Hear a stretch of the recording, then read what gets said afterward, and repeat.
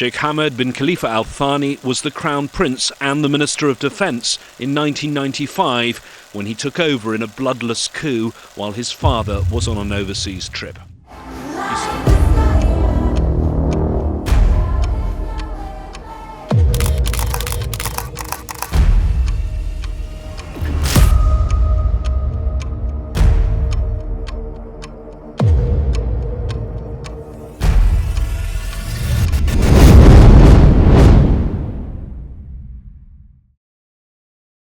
दुनिया में 195 देश है, लेकिन 30 लाख से कम पॉपुलेशन वाले सिर्फ 60 देश, और इन्हीं में से एक ऐसा देश है जो दुनिया के मैप पर आपके हाथ के अंगूठे की तरह दिखाई देता है। लेकिन अंगूठे की तरह दिखने वाला ये देश पूरी दुनिया में हर फील्ड में अंगूठा दिखा रहा है। इस देश की जीडीपी है $200 मिलियन। इसका पर कैपिटा इनकम दुनिया के टॉप 5 कंट्रीज की लिस्ट में आता है, जो लगभग $65,000 है। इस देश की पॉपुलेशन वैसे तो 28 लाख के करीब है, लेकिन इसमें से सिर्फ 12-13% लोग ओरिजिनली कतर से बिलोंग करते हैं। बाकी का 88% यहाँ दूसरे देशों के लोग हैं, और सबसे ज्यादा काम करने वालों में यहाँ इंडियंस हैं। 12,000 स्क्वायर किलोमीटर में फैला ये देश दिखने में जितना छोटा है, उससे कहीं गुना ज्यादा ताकत इसके आंकड़े बयां करते हैं, जिसकी बदौलत आज ये यूएसए, चाइना और जापान जैसे देशों को काफी पीछे छोड़ चुका है। इस अरेबियन कंट्री को फाइनेंशियल एस्पेक्ट में टक्कर देना बाकी देशों के लिए मुश्किल होता जा रहा है। लेकिन ये सब हुआ कैसे? एक छोटा सा देश जो अरब का सबसे गरीब देश हुआ करता था, आज वो इतना रिच है। कतर मिडिल ईस्ट की छोटी सी कंट्री है, लेकिन यह छोटा सा शब्द सिर्फ धोखा है। एक्चुअली ये छोटा सिर्फ इसकी पॉपुलेशन और इसके एरिया से है। आज कतर को दुनिया में जो मुकाम हासिल है, उसमें ऑयल से कहीं ज्यादा अहम रोल गैस रिजर्व का है। और जब आप इस वीडियो के आखिर तक पहुंचेंगे तो एक बात तो पक्की है कि कतर के बारे में कहीं और से नहीं पढ़ना पड़ेगा। सारी दुनिया ईवी यानी इलेक्ट्रिक व्हीकल मार्केट में आने के बाद एक बात तो जानती है कि आज नहीं तो कल कतर के ऑयल की रिप्लेसमेंट हो ही जाएगी। लेकिन यहाँ कतर ने जिस चीज में लीड बनाई है वो है गैस रिजर्व का सही तरीके से इस्तेमाल। रशिया यूक्रेन वॉर, जहां एक तरफ भारत यूरोपियन कंट्रीज को ऑयल एक्सपोर्ट करने में लीड कर रहा है, वहीं दूसरी तरफ गैस की बात की जाए तो इस फील्ड में कतर को टक्कर देना किसी के बस की बात नहीं। 2022 में जब फीफा कतर में हुआ तो ये दुनिया के सबसे महंगे स्पोर्ट्स लीग में से एक है, और कतर के लिए इससे बढ़िया मौका खुद को दुनिया के सामने रखने का नहीं हो सकता था। और इसके ही थ्रू उसने सबका ध्यान अपनी तरफ भी खींचा। और आज के समय में बड़े बड़े देश कतर में इन्वेस्ट करके कतर को और मजबूत बना रहे हैं। लेकिन कतर कोई राम राज्य वाला देश नहीं जहां सब अच्छा ही है। असल में काली सच्चाई कुछ और है, जो आपको आगे पता लगेगी। अब यहाँ से आगे चलें, उससे पहले थोड़ा कतर की उस हिस्ट्री के बारे में जान लेते हैं जो आपको इस देश को समझने में हेल्प कर सकती है। आखिर किसने और कैसे कतर को आज इस मुकाम पर पहुंचाया है, और क्यों आज इसे यूएई और सऊदी अरब बिल्कुल भी पसंद नहीं करते। आपको बिना पकाए हुए अगर शॉर्ट्स में बताएं तो 1900 की शुरुआत से ही अल थानी फैमिली का सिक्का कतर में चलता था। और यहाँ हैरानी की बात ये भी है कि कतर भी कभी ब्रिटिश रूल के अंडर हुआ करता था। उस वक्त कतर का प्राइमरी बिजनेस मोती बनाना और मछली पकड़ना था। लेकिन 1920 के पीरियड में पर्ल का business all of sudden decline हुआ, जिसकी वजह से कतर को बड़े बड़े झटके लगे। ये वही वक्त था जब कतर पूरी तरह बिखर गया। लेकिन कतर भी कहां हार मानने वाला था। उसने भी बॉलीवुड मूवी के हीरो की तरह वापसी की और अपनी कहानी को नया मोड़ दिया। 1939 में दुखान में तेल मिला, लेकिन सबको लगा अब कतर नहीं रुकने वाला। पर सेकेंड वर्ल्ड वॉर की वजह से 1949 तक कतर इस तरफ थोड़ा कम ध्यान दे पाया।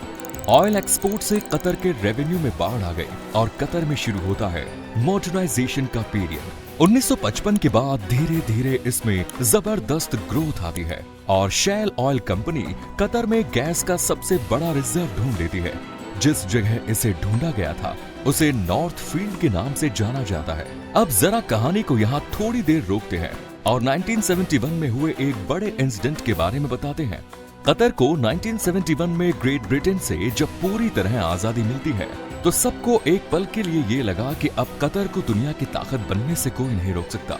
लेकिन एक बार फिर कतर धीमा पड़ गया और नॉर्थ फील्ड के गैस रिजर्व को पूरी तरह इग्नोर किया गया।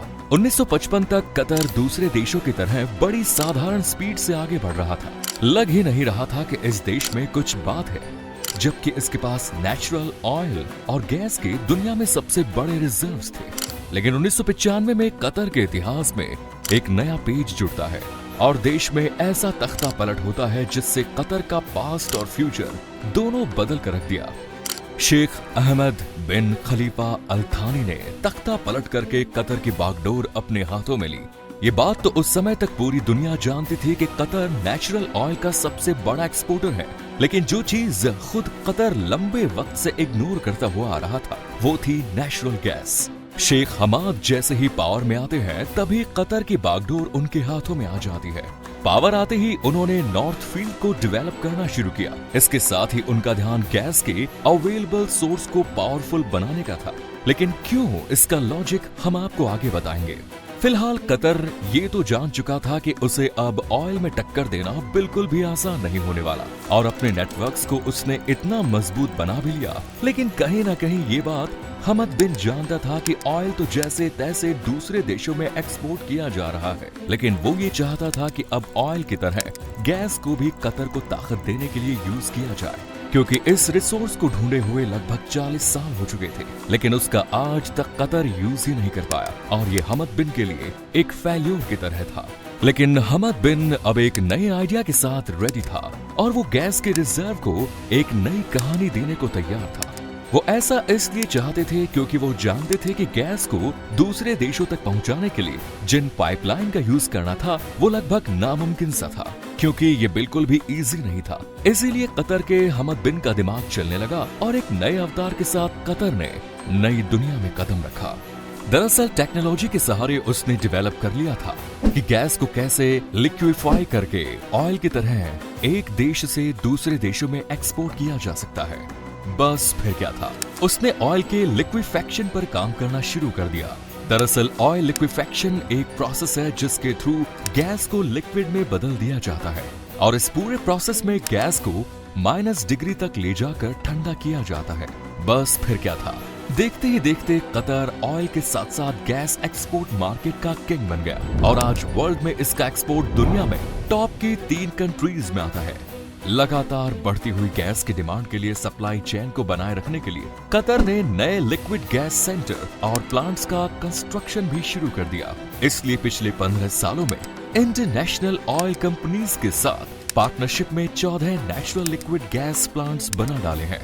लेकिन अगर आप ऐसा सोचते हैं कि इस देश की नींव और बुनियाद सिर्फ ऑयल और गैस के दम पर खड़ी है, तो कहीं ना कहीं आप गलत हैं। हाँ, इस बात में कोई दो राय नहीं कि ये इस देश की इकोनॉमी को ये दोनों जबरदस्त तरीके से सपोर्ट करते हैं और आज तक इसकी बैकबोन की तरह काम भी कर रहे हैं। क्या दुनिया में सिर्फ कतर या अरेबियन कंट्रीज ही ऑयल या गैस का प्रोडक्शन करती हैं? ऐसा नहीं है। वेनेजुएला और अंगोला भी ऐसे देश हैं जिनके पास वैसे तो ऑयल एंड गैस के रिजर्व हैं, लेकिन फिर भी ये देश अपने इन ताकतवर रिसोर्सेज का यूज सही से नहीं कर सके। लेकिन यहाँ कतर ने इन देशों को जिस चीज में पीछे छोड़ा है वो ये है कि कैसे उसने इन रिसोर्सेज से आने वाले पैसे को अलग अलग जगह सही जगह इन्वेस्ट करके पैसे से पैसा बनाया। और ये सब कतर ने एक कमेटी के थ्रू किया जिसको उन्होंने 2005 में ऑर्गेनाइज किया और यही वो कमेटी थी जिसकी वजह से समझदारी के साथ कतर ने न सिर्फ अपने देश के अंदर बल्कि दुनिया के कई देशों में अलग अलग तरीके से इन्वेस्ट करना शुरू किया। आज के समय में कतर देश के अंदर ही स्टेडियम से लेकर बड़ी बड़ी रिसर्च इंस्टीट्यूट, हॉस्पिटल से लेकर स्काईस्क्रैपर तक में बिलियन ऑफ डॉलर्स इन्वेस्ट कर चुका है।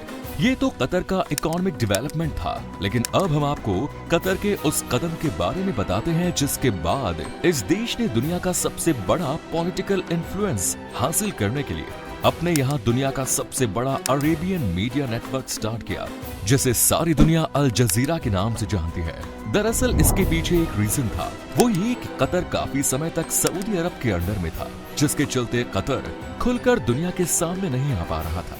लेकिन जैसे ही उसे मौका मिलता है और राजकुमार शेख हमद बिन खलीफा तख्ता पलट करते हैं, उसके बाद वो ये डिसाइड कर लेते हैं कि अगर खुद को दुनिया के सामने रखना है तो अपना ताकतवर चेहरा दुनिया के सामने रखना बेहद जरूरी है। जिसके बाद शेख हमद बिन अल थानी ने अल जजीरा को 1996 में शुरू किया। इसे शुरू किए जाने के बाद से कतर ने इस नेटवर्क में अरबों की रकम डाली। तब से लेकर आज तक अल जजीरा अपना बेबाकी चेहरा दुनिया के सामने खुलकर रखता है।